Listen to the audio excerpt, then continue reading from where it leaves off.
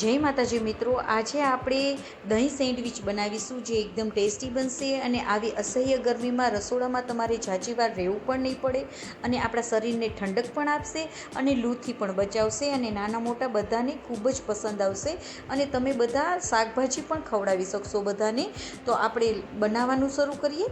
તેની માટે આપણે સૌ પ્રથમ તો દહીં લઈ લેવાનું છે। મેં અહીંયા અડધો લીટર જેવું દૂધને મેળવી દીધું હતું, એટલે અડધો લીટર જેવું દહીં છે અહીંયા મારે, તે આપણે પહેલાં લઈ લઈશું। તમે જો વધારે કરવી હોય તો તમે વધારે પણ દહીં લઈ શકો છો। આપણે અહીંયા મોડું દહીં લઈશું, બહુ ખાટું નહીં એવું દહીં લઈશું। તો તેને આપણે પહેલાં એક કપડામાં ચાળણી રાખી એક સુતરાઉ કપડામાં તેને દહીંનું પાણીને નિતારી લેવાનું છે। આવી રીતે આપણે બધા પાણીને એકદમ નિતારી લેવાનું છે। તો આવી રીતે આપણે બધું પાણી નીતરી જાય પછી તેને એકદમ સરસ રીતે વાળી લેવાનું છે અને તેની ઉપર આપણે એક ડીશ અને કોઈ પણ વજન રાખી દેવાનું છે અને તેને આપણે 7 થી 8 કલાક માટે ફ્રીઝમાં રાખી દેવાનું છે, જેથી કરીને આવી રીતે વજન હશે તો તેમાં જેટલું પાણી બચેલું હશે તે પણ નીતરી જશે અને આપણું દહીં ખાટું પણ નહીં થાય। તો 7 થી 8 કલાક આપણે તેને ફ્રીઝમાં રાખી દઈશું।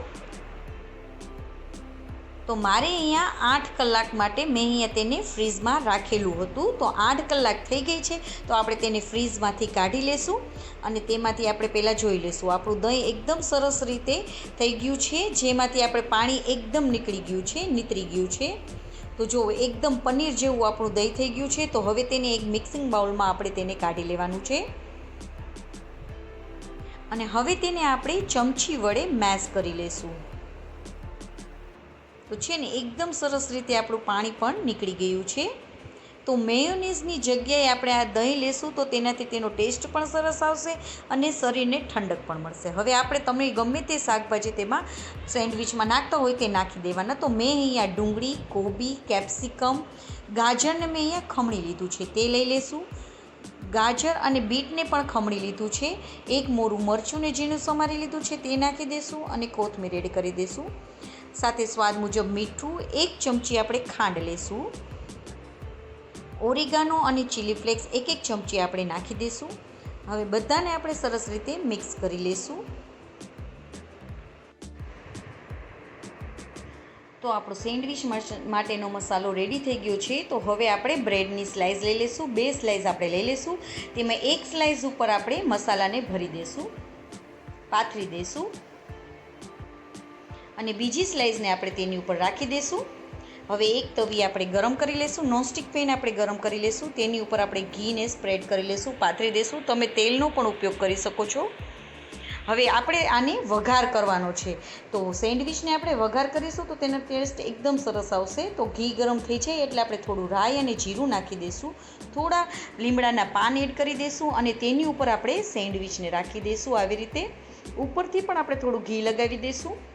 ગેસની ફ્લેમને આપણે થોડી ધીમી રાખીશું, જેથી કરીને આપણી સેન્ડવિચ એકદમ ક્રિસ્પી બનશે। હવે આપણે બંને સાઈડ તેને આપણે સરસ રીતે શેકાવા દઈશું અને આવી રીતે આપણે તેને પ્રેસ કરીશું, જેથી કરીને આપણો મસાલો એકદમ સરસ રીતે સેન્ડવિચમાં બેસી જશે બ્રેડમાં।